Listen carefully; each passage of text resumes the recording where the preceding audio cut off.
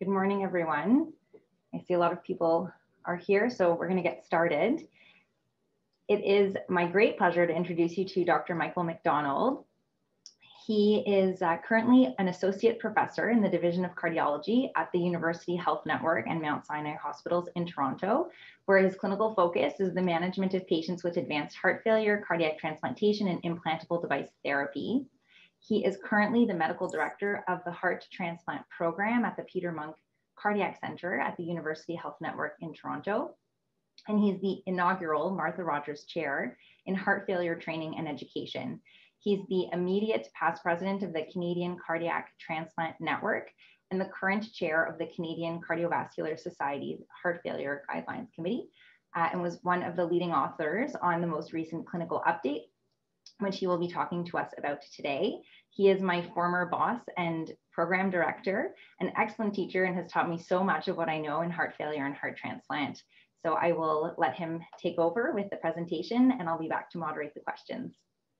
Thank you, Mike.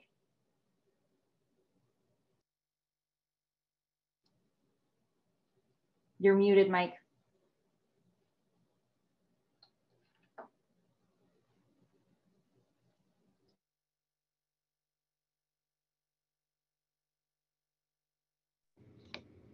Okay, can you hear me?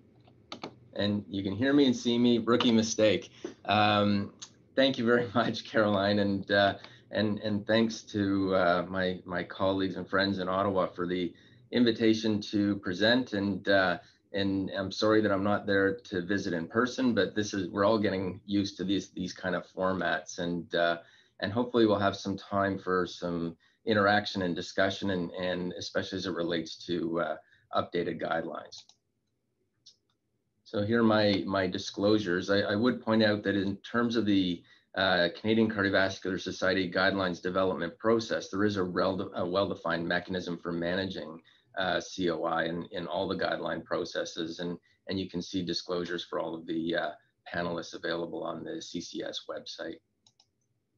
So really the limited objectives here for the next 35 or 40 minutes are to review some of the key highlights from the 2021 heart failure guideline update, and really try to land on a standard of care, what we propose as a new standard of care for patients with heart failure and reduced ejection fraction. And that's looking at how we get people on guideline or goal-directed medical therapy and develop a bit of a framework for initiating and titrating medications.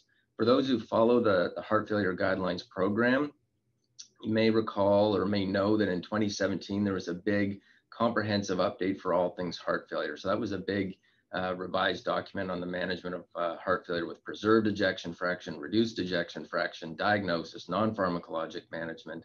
And then based on emerging data in 2020, there was a focused update on percutaneous mitral valve repair for functional mitral regurgitation. The role of ARNIs in heart failure with preserved EF was addressed. Amyloidosis was addressed, and the emerging role of SGLT2 inhibitors was also covered. And then for 2021, based on further data and just a bit of a groundswell of enthusiasm for redefining how we best manage heart failure with reduced EF or HFrEF, we really wanted to put together this update to incorporate new evidence for ARNIs or angiotensin receptor neprilysin inhibitors in different settings, SGLT2 inhibitors, Verisiguat, which we'll talk a little bit more about as a new compound, and then update an evidence-based review for all pharmacologic therapies in heart failure with low EF, and put this together in some kind of practical or pragmatic approach to treatment. And for lack of a better term, we call that a treatment algorithm. The author, just a brief note on the authorship group of the guidelines process. Many of you are yourselves involved in guideline development will be familiar, but this is a pan-Canadian effort. It's multidisciplinary by specialty. And I think we are the first guideline program to include a person with lived experience represented on the writing group or the author group of the panel. And I've underlined some of the Ottawa authors. And of course, my close colleague, Dr. Melnichek, was one of the primary panelists with us as well. So if we go back to 2017, where I referenced that big comprehensive update, this was the state of the art or standard of care if you had low ejection fraction heart failure. So if you had an EF less than 40% in symptoms, the name of the game was really to get on triple therapy, which is for most people an ACE inhibitor, a beta blocker, an MRA, and then titrate doses to maximally tolerated levels or tolerated doses, reassess symptoms, and then make a decision whether you think somebody a candidate for the addition of ivabradine if they have persistently elevated heart rate, or substituting their ACE inhibitor for an ARNI if we thought that they would be appropriate for that based on paradigm trial type patient profile. So it was a little bit clumsy, but reflected the best state of evidence. And then if you follow down the treatment algorithm, after optimizing best medical therapy, have a look at the ejection fraction and symptom profile and make a decision about whether now's the time to trigger a referral for device like an ICD or CRT, whether we think this person is more advanced heart failure and go down that line of investigations and care considerations, or do we just carry on because they're doing better? But I think there's been some new evidence that warrants consideration for decision making when we look at these patients. So one of the trials was the Pioneer HF study. This is a smaller trial in terms of the heart failure land, but it was informative. This was an ARNI, or sacubitril valsartan, versus enalapril in patients with low EF heart failure admitted to hospital with worsening, an episode of worsening, and a good proportion of these patients had new onset heart failure. The study was looking at changes in natriuretic peptide levels over a short period of follow-up, but the implications of this trial and its open label extension phase is that maybe we need to broaden the group of patients that would benefit from ARNI therapy. There were the nearly twin trials of SGLT2 inhibitors, DAPA-HF and EMPEROR-reduced, dapagliflozin and empagliflozin respectively, looking at chronic ambulatory heart failure patients and with or without diabetes, which is probably the most important learning or consideration, looking at the same composite primary outcome. And the study implications here were that there is a broadening or expanded role for SGLT2 inhibitors in heart failure patients, irrespective of whether or not patients have diabetes, which is game changing. And then a newer compound, Verisiguat, was evaluated in the recently published Victoria study, looking at a vulnerable heart failure group, patients with recent admission with decompensated heart failure. And this was a small or a modest treatment effect, but suggested that we may need to consider Verisiguat in high-risk patients to improve heart failure outcomes. So it's exciting to have these trials roll off, but what the task of a guidelines group is to make some sense of the universe and try to order this and make it logical. And so with the opportunities comes some challenges. So where do we now put ARNIs and SGLT2 inhibitors? Where do we put soluble guanylate cyclase stimulators like Verisiguat? What about older therapies like digoxin and vasodilators, which in appropriate patients are very effective therapies? And when should we refer for ICD now and cardiac resynchronization therapy? So I'll frame some of the discussion that follows with a couple of very brief one-slide vignettes just to get people thinking. Caroline knows these cases and we've reviewed them, but they tend to be very reflective. This is a real patient of mine as it happens, and it reflects the patients we would see in our heart failure clinics. So this is a 55-year-old government employee, and I put that in because it means she has a drug plan, admitted with new onset heart failure. She had an anterior wall infarct 12 weeks prior with PCI to the LAD and was left with an EF of 35 to 40%. She's got a history of hypertension. She showed up on ramipril at a low dose, spironolactone, bisoprolol, a statin, and dual antiplatelet therapy. And on admission to hospital, she was hypertensive and her heart rate was 76, and her physical exam confirmed volume overload. So pretty typical heart failure physical exam. She had sinus rhythm with a narrow QRS and anterior Q waves on her ECG. And she diuresed very briskly, and in 48 hours was down about 6 kilograms, which is pretty aggressive. But she got decongested and did well, and her blood pressure came down nicely as anticipated. So when you have a patient like this, it's an opportunity to revisit her therapy. So do we titrate her ramipril dose? Remember, she's on low dose at 1.25 twice a day. Should we stop the ramipril, let it wash out and start sacubitril valsartan? Should we add ivabradine or refer for an ICD because it's been 3 months since her revascularization? And so as you collect your thoughts, I think all of these in the real world are reasonable considerations. The only wrong answer is to do nothing and not take the opportunity to improve therapy, I think. But if we reflect on the Pioneer study that I had mentioned, and this is just a slide with two graphics from the open label extension phase of that study. Again, small trial, about 800 patients, and the initial trial randomized patients to either enalapril, an ACE inhibitor, or sacubitril valsartan, an ARNI, once they were stabilized and before discharge from hospital. And the separation in the curves reflects the difference in natriuretic peptide levels, and that favored sacubitril valsartan. And then what happens in the open label extension is that patients were followed for just another 4 weeks. And patients that were on the ACE inhibitor crossed over to sacubitril valsartan. And you can see from the graphic on the left that there's a further more precipitous decline in natriuretic peptide levels in the enalapril group that was converted, which means the drug is probably working the way we think it does. But the real money is on the right graphic here, where you see that the clinical event curves separate and there's a meaningful difference, a statistically significant improvement in heart failure outcomes. That's death or readmission with heart failure that favors early and upfront initiation of sacubitril valsartan over the ACE inhibitor during that hospitalization phase. In other words, there seems to be a real advantage in clinical endpoints to starting the ARNI medication upfront as soon as you have an opportunity to do so, and not waiting until patients are discharged from hospital. So how do we frame some recommendations around that?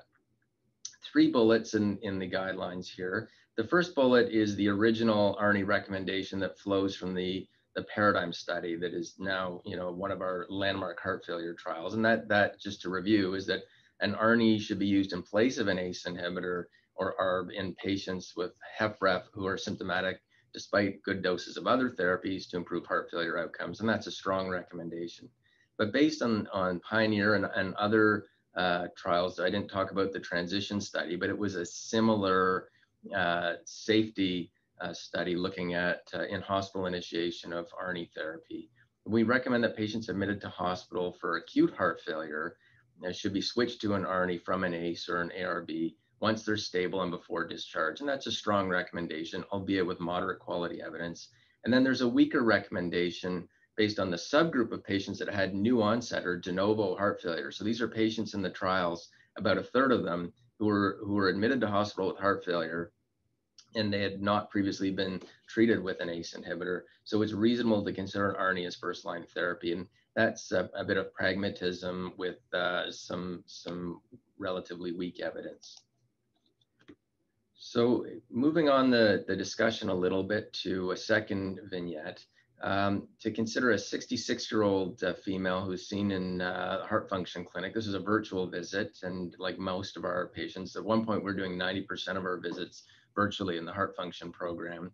She had been admitted to hospital with new onset heart failure, low EF. She had a history of non-Hodgkin's lymphoma and had just completed R-CHOP chemotherapy 2 months prior. EF was 25%, normal coronaries. The presumption is that this is anthracycline-related cardiotoxicity. She was discharged on low-dose sacubitril valsartan, carvedilol, spironolactone, and a little bit of loop diuretic. She still had very significant symptoms, class 3 heart failure symptoms, and clear reproducible orthostatic lightheadedness, which might limit titration of some of her other therapies. Not currently volume overloaded from all descriptions, and her blood pressure had remained okay, relatively soft, but okay. And her heart rate was less than 70 beats a minute. And she was not retaining fluid. So in a patient like this is a virtual heart function clinic kind of follow-up visit. Should we endeavor to titrate her sacubitril valsartan, titrate her beta blocker, add digoxin, or add an SGLT2 inhibitor at this point? Again, all reasonable considerations. You just have to look at the patient in front of us and make a decision about what might be best tolerated and most effective. What's the biggest bang for our buck in a patient like this? So thinking or reflecting on the potential role for an SGLT2 inhibitor, this was really a game-changing trial almost 2 years ago now, the DAPA-HF study. And again, I'm sure most people are familiar, but for those who may not be or need a reminder, this was dapagliflozin versus placebo in heart failure patients with reduced ejection fraction, EF less than 40%. And the primary outcome was death, hospitalization, or worsening heart failure. And there was a unequivocal benefit to favoring dapagliflozin over placebo across all components of the primary outcome, actually. And the striking and real game-changing thing about this is that the outcome in patients with diabetes or without diabetes was the same. So this is no longer felt to be a diabetes drug that works in heart failure, but rather a heart failure drug that happens to have some diabetic effects in some patients. And then on the heels of that, last year, the Emperor Reduced trial was published. This is empagliflozin versus placebo. Very similar, not identical patient population, but similar with the same message, a nearly identical reduction in the primary outcome of CV death or heart failure hospitalization. So really impressive results from a series of twin trials.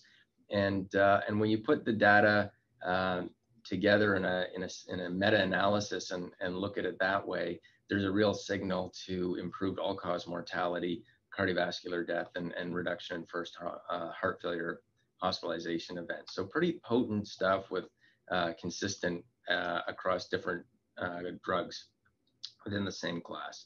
So we now recommend that SGLT2 inhibitors such as DAPA or EMPA be used in patients with HFrEF with or without diabetes, type 2 diabetes, to improve symptoms and quality of life and reduce the risk of severe heart failure outcomes. That's a strong recommendation with high quality evidence. And then one of the most common questions that we wrestle with is, how does it work and why do they work? And anytime you see a graphic like this, it probably means we don't really know. But there is certainly beyond anti-hyperglycemic effects. There are probably real effects on renal function, and the renal literature is bearing that out. There are real effects on myocardial energetics and metabolism, anti-inflammatory effects. And I think when you put that all in the mix, one or multiple of these mechanisms largely explains why these drugs seem to be so potent or powerful at improving heart failure outcomes. So that's a really exciting story that's still being written, I think. Just a brief touch on some of the mechanistic stuff for SGLT2 inhibitors, because again, this is a pretty interesting area. This is a small study of 84 patients looking at changes in heart size and function over a period of 6 months by MRI. So patients with an EF less than 50%, so a subnormal EF, randomized to empagliflozin or placebo, what happens over 6 months? And you can see that the ejection fraction improves to a clinically meaningful level, 5 or 6% on average, and the left ventricular dimensions change. It's almost like there's reverse remodeling. Now, these are load-dependent measures of heart function, but it still tells a story that there's probably more going on here than just dealing with kidney function and diuresis and lowering blood sugar. So more to come. And the story of, if you're following the European Society of Cardiology updates, you've seen that the empagliflozin in patients with preserved EF seems to be a very potent way to keep people out of hospitals. So this is very exciting, and I think stay tuned because it's one of the hottest areas in cardiology right now. So a third vignette to consider is a 69-year-old gentleman with 2 admissions with heart failure in the last year, most recently discharged just a couple of weeks ago, has a history of chronic coronary disease with a bypass operation over 10 years ago, hypertension, chronic kidney disease with a creatinine that hovers around 200 or so, and it has a defibrillator in place. He's on ramipril, okay doses, medium dose, carvedilol, and high doses of diuretics, furosemide and metolazone with persistent class 3 symptoms. Blood pressure's okay at 108, heart rate 60, and there's some mild fluid retention. The ECG shows a right bundle with the left anterior fascicular block and anterior Q waves, natriuretic peptide levels. We use BNP at our hospital. I think much of the world is shifting to an NT-proBNP, but we use BNP. This is high, creatinine's high, and potassium is 5. So when you're reflecting on this kind of patient, we have options to consider digoxin, recognizing the renal function isn't great.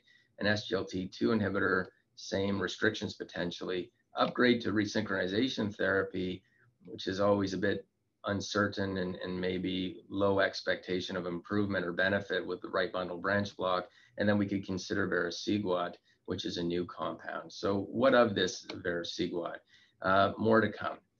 One of the things that is worth mentioning, and when we're teaching residents and fellows, graphic like this is very powerful. We make a lot of risk stratification of heart failure patients.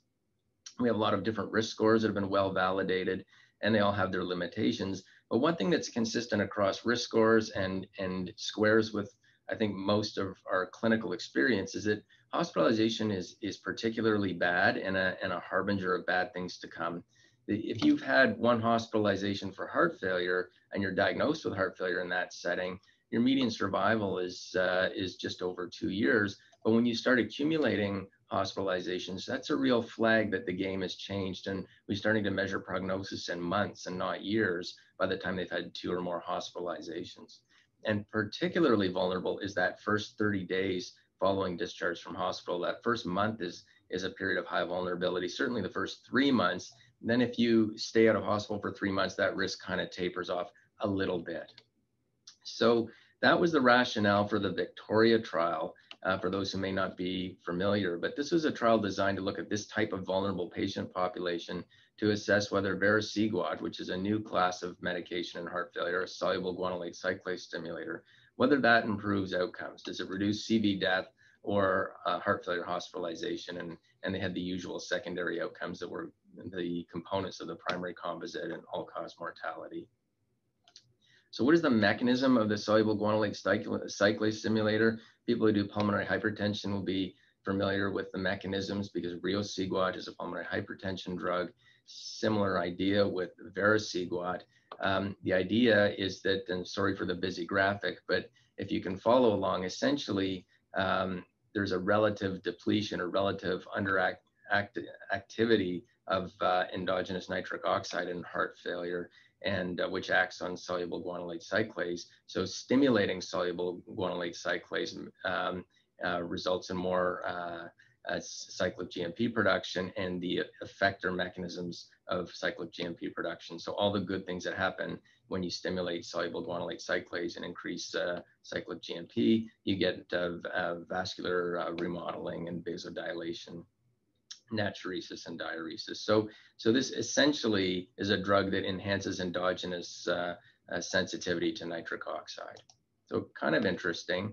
And the patient population in the Victoria trial was chronic heart failure patients after a worsening heart failure event. So low EF, symptomatic, already on good background medical therapy, and they'd had a recent hospitalization for diuretics within the last few months, and they had to have elevated natriuretic peptides to prove the point and define vulnerable patient population. So most of these patients had been hospitalized within the last 3 months, and a huge proportion of them for a clinical trial population was already on good guideline-directed heart failure therapy, and a third of patients already had a device in place, which is much higher, 2 or 3 times higher than what we see in recent heart failure clinical trials.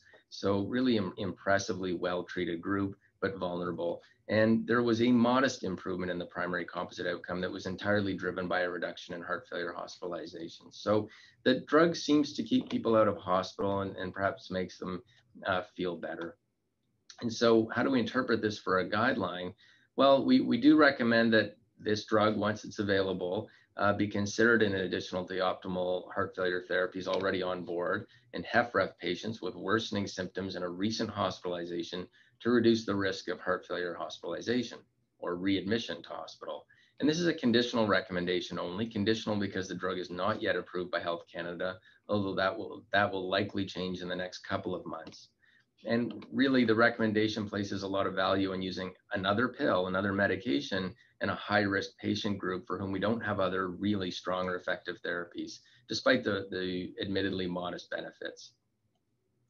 And just to take a step back and look at why we think guideline therapy really matters, when we look at, this is a widely cited paper from the Lancet that was published last year, and it really elegantly makes a point, and that is that if you look at conventional therapy in a cross-trial analysis with an ACE inhibitor and a beta blocker, compared to more comprehensive therapy with an ARNI beta blocker, an MRA, and an SGLT2 inhibitor, there's a striking improvement in event-free survival and overall survival in an age-dependent fashion. So if you look at the base case of a 55-year-old on comprehensive medical therapy compared to conventional therapy, there's an absolute improvement in survival by 6 years that would be projected, which is staggering when you're looking at the heart failure patient population overall. Same message, put together a little differently. This is from John Howlett's group in Calgary. And if you look at just 1 year mortality, as you sequentially add on better and better heart failure therapies or more comprehensive heart failure therapies, you see a reduction in 1 year mortality take shape based on clinical trial populations. So kind of a cool graphic that makes the point. And what he means, what this group means by foundational therapy is that you've got an SGLT2 inhibitor, an MRA, an ARNI, and a beta blocker on board. And so people are really talking about this. So how do we best prescribe? Clearly what we're doing now is probably cumbersome. If we conventionally start with one medication like an ACE inhibitor, add a beta blocker, add an MRA, substitute for an ARNI, add an SGLT inhibitor. There are people, this is one example of what one author group has proposed, is that you do a couple medications at once and then in rapid sequence add your ARNI and MRA. Maybe that's practical in the Canadian environment, maybe not. So what do the guideline group have to say about this? So trying to put this together in something that makes sense for the denominator of heart failure people or patients out there is that once you have established heart failure with reduced ejection fraction, we recognize there are probably 4 standard therapies that should be considered for most patients. And that is an SGLT2 inhibitor now, an MRA, a beta blocker, and an ARNI preferred over an ACE inhibitor, or start an ACE inhibitor and then substitute for an ARNI, recognizing the importance of time. And we'll blow this diagram up a little bit in the next couple of slides, but once you're on foundational or standard therapy, then look at the clinical picture in front of you, the phenotype, if you will, of the patient, and decide whether or not we should consider drugs like ivabradine, Verisiguat, if they meet criteria, whether combination hydralazine nitrates would be a good option, particularly for patients who cannot tolerate ACE inhibitors or ARNIs, or self-identified Black patients already on optimal medical therapy, digoxin for people with poorly controlled atrial fibrillation despite beta blockers, or persistent symptoms despite good therapy otherwise. So that you do this as quickly as possible in a personalized, patient-centered way as possible, but you want to do it by 3 to 6 months so that you can then make decisions about device referral, etc. So we'll blow this up a little bit. This is the first line. The key points is that 4 drugs instead of 3 should really be considered foundational therapy in the absence of contraindications. It's reasonable to prescribe an ARNI for new onset heart failure patients if we anticipate that the drug will be tolerated, and that clinical factors should really determine which order the medications are prescribed. And hopefully that this is something that is manageable by non-specialists, that people get a level of comfort with these drugs so that you don't need heart failure specialists to get into this. And so the recommendation that flows from that graphic is that in the absence of contraindications, patients with heart failure and reduced DF should be treated with combination therapy, including one evidence-based medication from all of the following categories: an ARNI or ACE, beta blocker, MRA, and SGLT2 inhibitor. And that's about as simple as we can make it. If you look at the second line, the key points on the second tier or second hierarchy here are that clinical factors or phenotypes can determine then what other therapies one would consider, and that we want to make sure that we take the opportunity to do this quickly and look at patients to decide whether within 3 to 6 months we can get them on all appropriate drugs. And again, we recognize that in the Canadian context, because this is some nuance involved and clinical decision making may require input from a specialist. Not always, but we recognize that may be a time to get a review by somebody with heart function or heart failure expertise rather.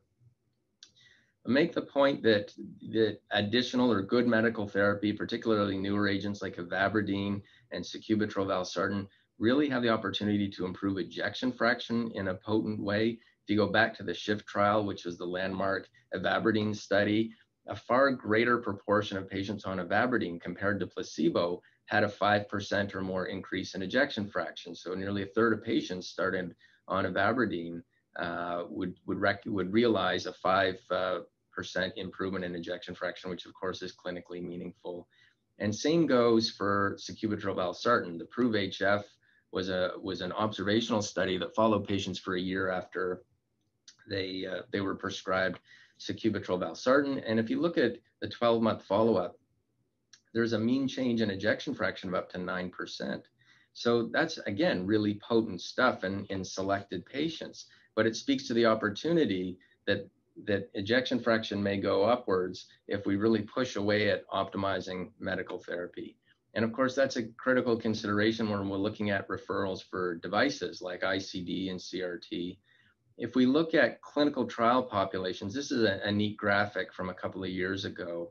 I think that it's neat because it tells a story that as medical therapy gets better era over era, the risk of sudden death in the clinical trial populations has dropped. So the implication then is that better medical therapy is associated with lower risk of sudden death, and it may need a bit of a rethink when we pull the trigger to refer patients for prophylactic defibrillators, for example. And on that note, the timing of referral for device therapy has to strike a balance, particularly in our Canadian context. So we have to be pragmatic and think about what's going to help at a population level. If we refer sooner, then we can avoid undertreatment and delays in treatment. If we refer later, then we recognize that, well, optimal medical therapy is a moving target. We may be able to avoid invasive interventions if the ejection fraction improves, and presumably the clinical risk goes down with that improvement in ejection fraction. So really the recommendation on device referral is that after a diagnosis of HFrEF, standard medical therapy should be initiated and titrated as much as possible with a repeat assessment of ejection fraction before referring on for ICD or CRT. And that's a relatively strong recommendation at present. And the third tier, the third line in that flow diagram or treatment algorithm is that if you reassess the ejection fraction and clinical risk, you can land on whether patients should now be referred for device therapy, so ICD or CRT, or whether if they're doing really well and ejection fraction improves and symptoms go away, that we can just carry on. Or alternatively, if they fail despite truly excellent medical therapy, or at least an attempt at getting on excellent medical therapy, then they're in the advanced heart failure group. And there are a number of high-risk markers and risk scores that can be used that are referenced in the guidelines. And of course, the denominator of patients here may be referred on for palliative or supportive care, but a small group of patients may be eligible for more advanced therapies like mechanical support or even transplantation. And then we're not, although the guideline update on HFrEF this year focuses on newer medical therapies, we're not ignoring the importance of all the other stuff, which of course speaks to the complexity of managing heart failure chronically, and that it's a multidisciplinary endeavor, and that there are a lot of our cardiology colleagues and internal medicine colleagues and nurse colleagues that have a lot to bring to the management of these patients, in particular treating cardiovascular comorbidities like atrial fibrillation, which is an exciting space and a moving target, treating functional mitral regurgitation with percutaneous interventions, and now even tricuspid regurgitation with percutaneous interventions, treating iron deficiency. There's a whole lot on acute heart failure and iron deficiency and chronic kidney disease and heart failure. Of course, we're using loop diuretics predominantly to relieve congestion still, and we want to keep people relatively euvolemic wherever we can. Always revisiting patient treatment goals and pivoting if the clinical situation changes, and the importance of self-care, exercise, and education and mental health are all critical non-pharmacologic therapeutic interventions. So don't forget the other stuff. Even though it's kind of got lower billing in the guideline update for this year.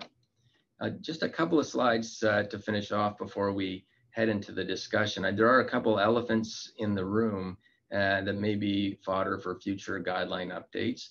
There is emerging evidence but the story's not fully told yet for SGLT inhibition in hospitalized patients with heart failure. One of the most common questions we get is, when is it safe to start an SGLT2 inhibitor? And if you're talking to a cardiologist, they want everybody on an SGLT2 inhibitor. If you're talking to an endocrinologist, the answer is, please don't start it while they're in hospital. We don't want to put them into diabetic ketoacidosis, because that's certainly a possibility in medically sick patients.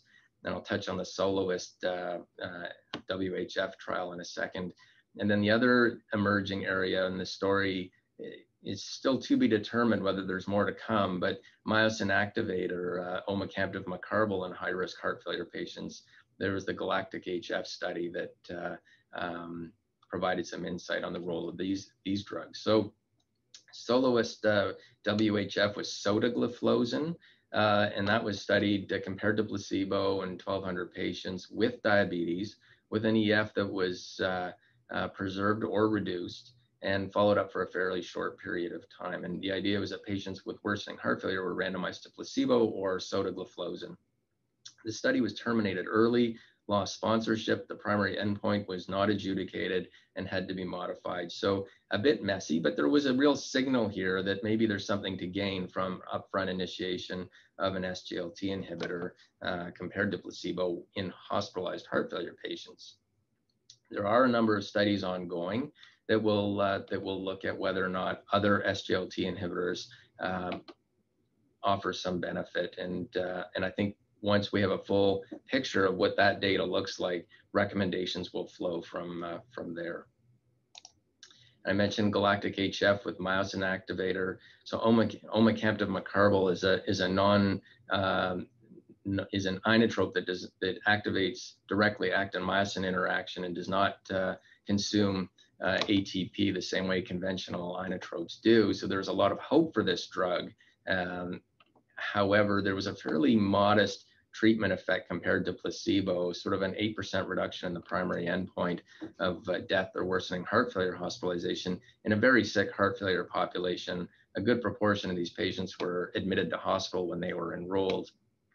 The dosing of the drug is relatively awkward, and you have to follow levels, and there's no clear path to market so far, although there's some suggestion that patients with really low ejection fraction, the lowest quartile EF, less than 22%, may actually benefit more substantially from a drug like this. So still to be determined. And then I think to finish off, I just wanted to highlight a couple of points and reflect the challenges. It's great to write guidelines and to put it out there in the world, and it's great to see the uptake insofar as people visiting the website or downloading copies of guidelines. But there's a real translation of evidence gap. So we have to think about how best to take that synthesized evidence and put it into practice and change the health of a population. That's the key challenge. So, you know, one of the more disturbing bits of data from the last couple of years comes from the widely cited or widely referenced CHAMP registry in the United States. I think this is about 3,500 heart failure patients, low ejection fraction. And if you look at the left at baseline, a very small proportion of these patients were on good doses of guideline medical therapies.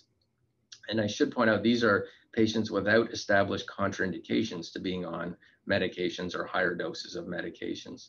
And what's more distressing is that if you follow patients over a year, then you see that the uptake of additional therapies is really not great. So there's very little movement in that needle of getting patients optimized on medical therapy. So it just speaks to the real world challenges. It's not like everybody is being poorly treated. There are just real barriers to getting optimal therapy into patients. So what are the major challenges in the real world? Well, I think if we're trying to aim for better heart failure patient outcomes, which is people feeling better and living longer, we have to optimize therapy. We have to appropriately refer for comorbidity management and advanced interventions as needed, as appropriate. And then there's this whole health maintenance phase where we really want to have people self-manage, keep them out of hospital, manage at a distance, remote monitoring. And so if you have some combination of those effective strategies, then presumably we can get better outcomes. But the challenge is that we may have a lack of knowledge. And that's where things like guidelines and CME and research comes into play. I think therapeutic inertia is a huge problem. It's therapeutic inertia on the part of the patients and on the part of treating healthcare providers. If you don't have a system in place to see high throughput and safely get people on drugs, it's very difficult to make changes, particularly when it requires monitoring and follow-up.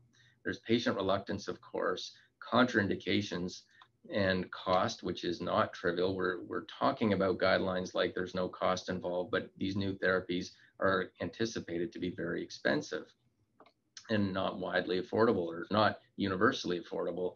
And then, of course, pandemics have really shown us that this is hard to do, particularly when you're doing the majority of your visits over the phone or via telehealth in some form. And so I think the future state, if you look at the center of living well with heart failure, there's a lot of inputs there, a lot of innovations and things that we can do. But I think in order to affect that, there's going to have to be a little bit of rethink or redesign of a health system that is fragmented right now, is characterized by disincentives and expense. And then we have to get people excited about research in this area and education and education about research. So how we integrate all of these innovative undertakings and make improvements in a health systems level. Last couple slides before the discussion, my colleague Heather Ross and her team have shown that if you use a remote monitoring application, we call it Medley, where patients go home and don't come into clinic, and these are nurse managed patients, it's a nurse managed patient program, that compared to standard of care or standard process where patients come in, get assessed and get their drugs titrated, remotely titrating medications is more effective, and you can get 90% of people on target doses in 6 months, which is far better than anything you'll see in a registry. So the next question is, can we automate this process and make it even easier? And I've been able to work with some great computer scientists, and we're now designing a really cool protocol where we look at 4 foundational heart failure therapies. We assess vital signs, blood work, and symptoms to see if they're eligible for auto titration or automated titration. And we start with 1 dose, and every couple of weeks, double the dose or titrate the dose and reassess their vitals and blood work. And without direct specialist intervention, they will follow along the algorithm, and hopefully we can do this remotely and automatically. So in summary, I think new clinical trial evidence has driven the need for a guideline update. 4 drugs should now be considered standard therapy for most people with HFrEF, and that's an ARNI, beta blocker, MRA, and SGLT2 inhibitor, and that personalization of care is going to allow us to incorporate newer therapies like digoxin, vasodilators, conventional therapies like digoxin, vasodilators, newer therapies like Verisiguat and ivabradine. And then I think that we have to embrace this at a population level, and it should be tackled by specialists and general practitioners alike. Clinical factors should determine how medications are sequenced and what order. There's no one way to do it, but the focus should be on timely optimization, irrespective of the approach, and that health systems innovation is probably needed to address care gaps in the real world. So I'll end there, maybe stop sharing my slides, and be happy to have some discussion.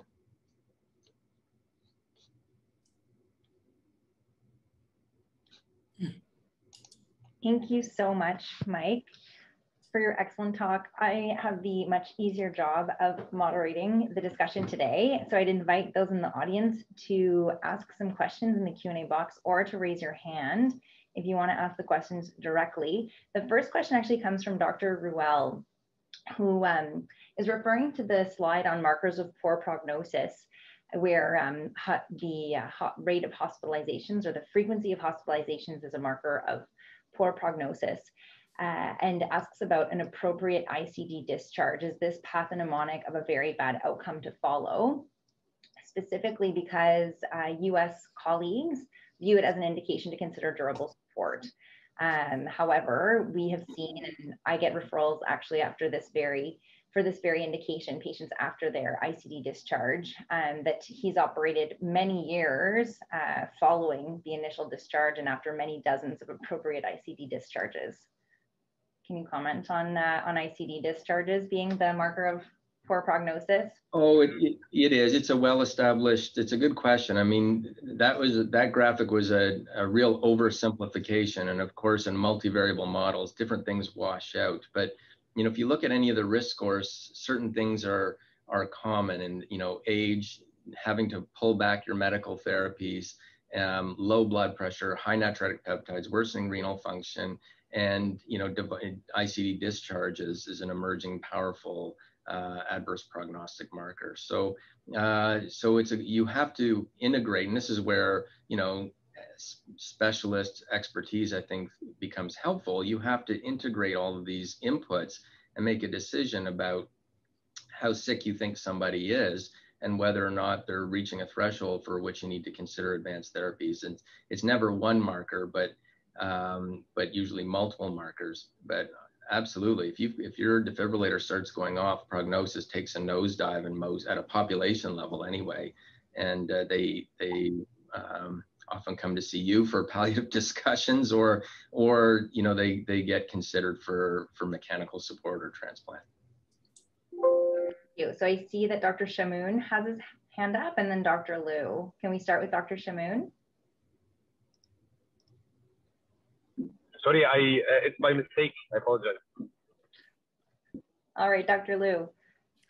Yeah, so congratulations, Mike. You know, I think the Canadian guidelines came out first, right? You know, worldwide, and this is really quoted though worldwide. So you know, it's really influential, and I think sets the bar, you know, for other guideline groups. And so that's very much talked about in the international community. So that's really tribute to your and your team's work.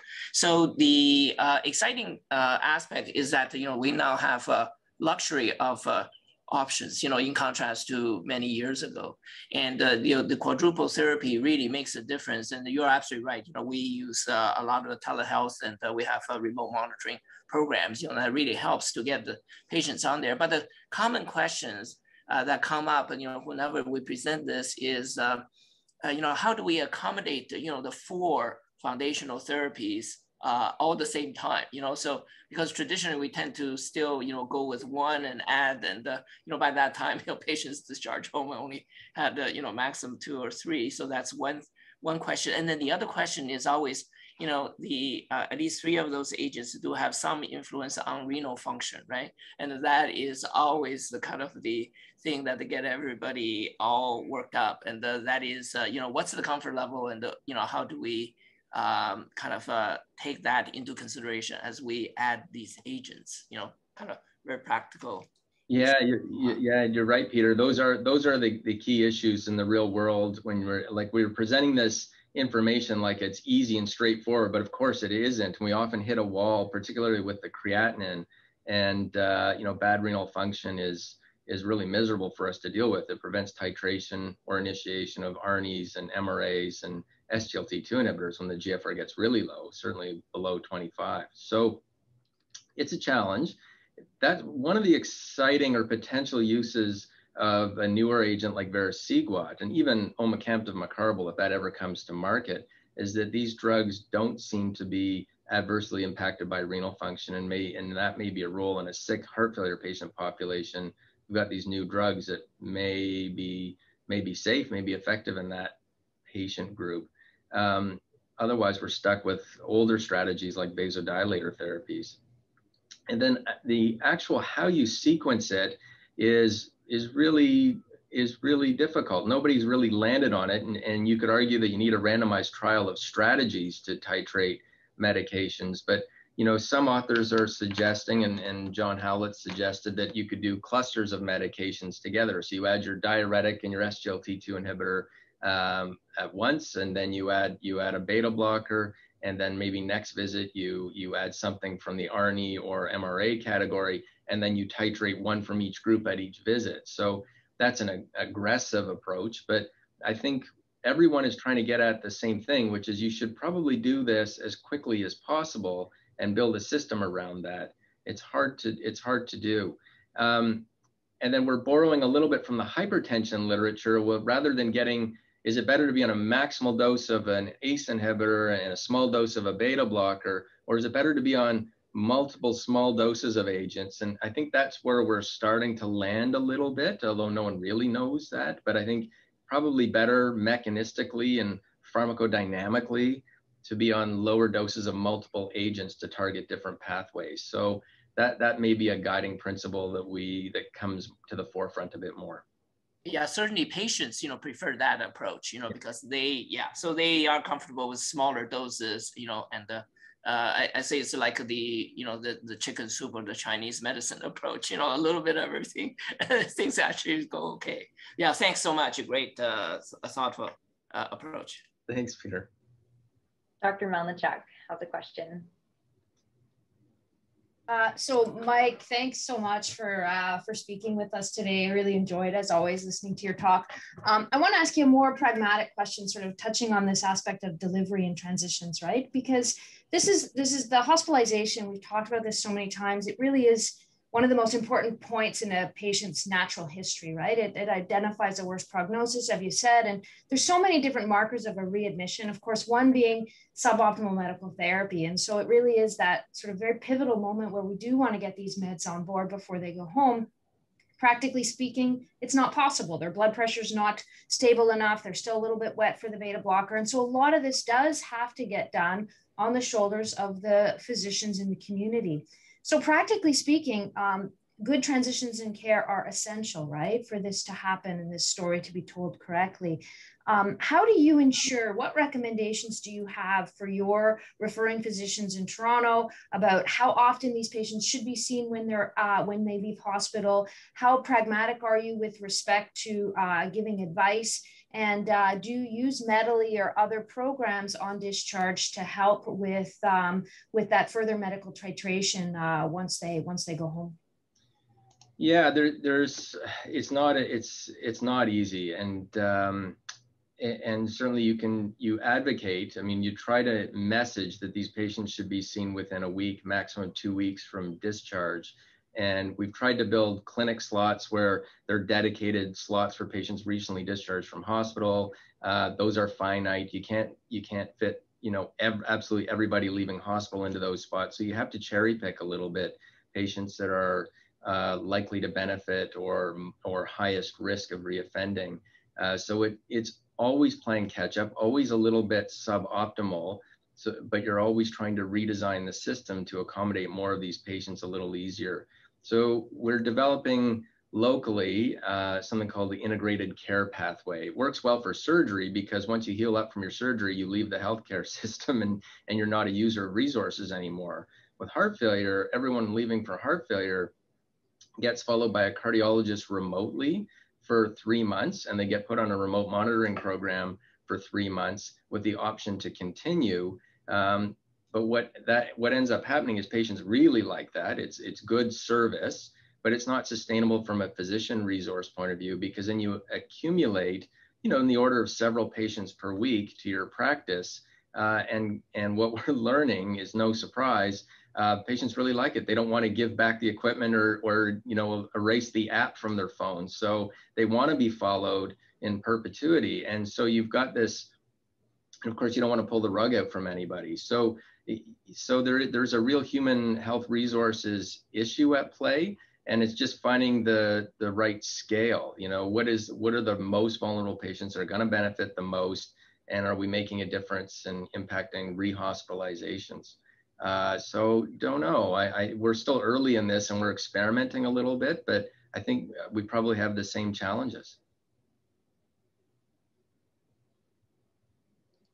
There's another question from Dr. Stadnik, which is one that actually we've grappled with a few recent cases. So she raises the point that Paradigm HF required patients tolerate enalapril in a run-in phase. And now we've seen significant harm in some patients who have severe LV dysfunction and hypotension, who tolerated very low doses of ACE inhibitors and then were transitioned very quickly to an ARNI, but then became dramatically more hypotensive, requiring even ICU stays following this transition. And so her question is, how do you educate the trainees regarding the initiation of ARNI, the importance of assessing baseline BP and renal function to determine candidacy? I would add that, yeah, it is a weak recommendation in the guidelines, but I don't think that many people actually take note of that in terms of getting it initiated as first line in de novo patients. Yeah, and a lot of people are not believers in that. You know, I have colleagues here that really don't like that approach for those reasons. These are really potent therapies. In the case of ARNIs in particular, they're very potent, and they work well in the patients they work well for. So, you know, your favorite thing in the heart function clinic is to see someone walk in with a blood pressure of 120 or 130. I mean, they're positively hypertensive, and you get to throw whatever you want at them, and then you get to put them in presentations and you know, show good outcomes. But yeah, the reality is these low output hypotensive patients you have to treat with great care and recognize when they're not going to tolerate potent therapies like an ARNI. So I think we're still finding our way with this. If you have someone with marginal blood pressure, then it's a note of caution for sure. And I think the messaging to the trainees is always start low and go slow with some of these medications. Yeah, hurry up and titrate medications, but do it slowly and carefully. Yeah. So you do have to be mindful of blood pressure effects. And we've had the same experience. We've had patients who were stable on an ACE inhibitor and their renal function completely went off once we switched them to an ARNI, you know, in the face of clinical trial evidence to the contrary. So I think you really have to have your antenna up for these more vulnerable patients. Yeah, and it is challenging because we're trying to take advantage of the hospitalization to start the ARNI, but it is, yeah, go fast, but go slow. Yeah. You said, Dr. Froschel asked, and just as Lisa was saying with the transition, how do you reconcile advocating for GPs to manage basic HFrEF, but also using nurse practitioners and others to help with up titration? You know, these resources are not available to most MDEs. Even in our own academic institution, we have telehome, which is very similar to the Medley program in Toronto. And yet we ran out of equipment because of the pandemic. There was an uptick in the use, and we did not have enough equipment to loan to patients and nurse resources to follow those patients.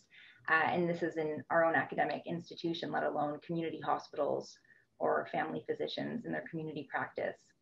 Yeah, it's a huge issue. And so, you know, it gets at how do you develop champions and a level of comfort at the primary care level with HFrEF therapy. So we're talking about vulnerable patients who might be on an ARNI, and yet messaging that, you know, primary care providers should absolutely be comfortable prescribing these therapies. But of course, it depends on the environment, your local practice environment and geography. And Canada is so heterogeneous in terms of what people have at their disposal and their resources. But the hope is that people know that these therapies are out there, recognize, I mean, I think the biggest concern as you see in primary care discussions is that there's a lack of awareness that there's even a better way to do things, or that there are better therapies out there. So the idea that an ARNI exists, or that SGLT inhibitors, which primary care providers would know as diabetes therapies, are now heart failure therapies. I mean, those are knowledge gaps that even that's a step forward to recognize that this is that's high quality heart failure care ought to look like now. You know, how you get there depends on your local environment, but there will be some primary care champions. There's initiatives like Peter was heavily involved in the Sea Change. I think that was his creation, and Sea Change has developed, is, for those who don't know, is a pan cardiovascular risk reduction program for primary care audiences, looking at what are the best or key recommendations for, say, heart failure or coronary disease or atrial fibrillation. And I can tell you that in the next cycle of the Sea Change guidelines, there are only going to be about 2 heart failure guidelines in that whole thing. And one of them, I think, is going to be that one recommendation that if you have a low EF heart failure patient, it's the ideal therapy is one drug from each of those 4 classes, an ACE or ARNI, beta blocker, MRA, and SGLT inhibitor. And that's all you need to know as a primary care provider for HFrEF. So huge challenge, and creating levels of comfort is a big one. Yeah, hopefully more dissemination of auto titration programs if they come to fruition. Yeah, 100%. That can be widespread in the community would be more helpful. Menika is one of the nurse practitioners here, and she asked about initiating the recommended cocktail in the context of acute heart failure, which we've talked about before. So if they're being actively diuresed, what would be your first choice? Yeah, again, you'd want to be very slow and light touch with the beta blocker once they're being actively diuresed. But you know, if they're really sick and they were hypotensive at any stage, you'd probably start with a low dose ACE inhibitor, liberal use of an MRA, particularly if they're wasting potassium. And if you do that much, then you're off to an okay start most of the time. I know we've gone over time. Has Verisiguat been approved by Health Canada? And if so, will it be ODB approved?